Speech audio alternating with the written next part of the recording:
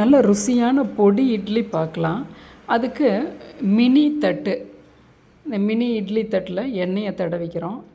இது போல் அடுக்காக வச்சுக்கிட்டால் பரவாயில்ல, ஆனால் தனித்தனி தட்டுகளும் கிடைக்குது. இது ரொம்ப குழந்தைங்க பெரியவங்க எல்லாருமே கொஞ்சம் இட்லி பிடிக்காதவங்களுக்கு கூட பிடிக்கும்.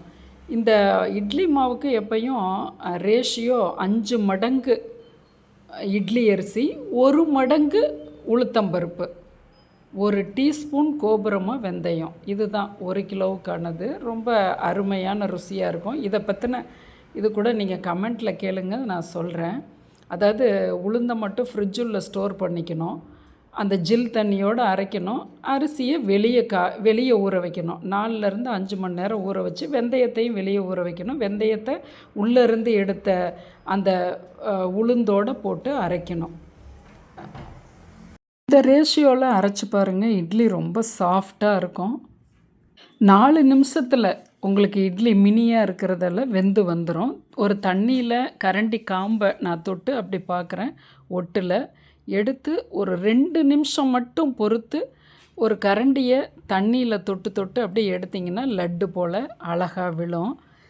இதில் நம்ம அந்த பொடி இட்லி செய்யும்போது முக்கியமாக பார்க்குறது, முதல்லையே நம்ம நிறைய எண்ணெயை ஊற்றிடக்கூடாது. அப்பப்போ ஒரு 2 கிளறி எண்ணெய் பொடியை தூவணும். பாருங்கள் எவ்வளோ சாஃப்டாக இருக்குது பாருங்கள் இட்லி. இப்போ நல்லெண்ணெய் தான் இதுக்கு. இட்லி பொடியை நம்ம ரெடியாக எடுத்து வச்சுக்கிறோம். அதில் கடுகு உளுந்தம்பருப்பு போட்டிருக்கோம்.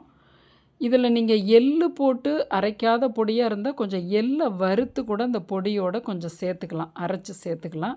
காஷ்மீரி மிளகாய் பொடி வச்சுருக்கோம். இப்போ கருவேப்பிலை போட்டுட்டோம். அந்த சிம் பண்ணிவிட்டு காஷ்மீரி மிளகாத்தூள் போட்டு அதை கருக விட்டுறக்கூடாது.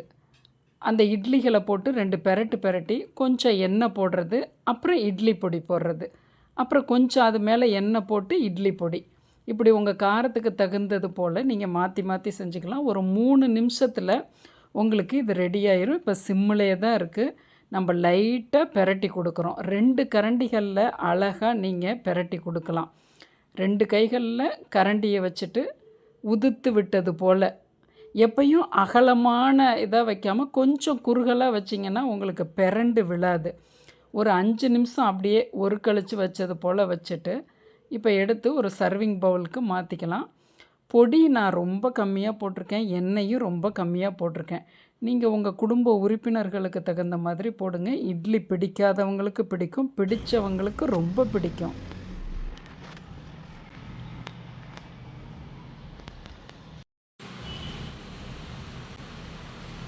இனி பொடி இட்லியே சூப்பராக இருக்குது. விருப்பப்பட்டால் மட்டும் சட்னி சேர்த்துக்கலாம்.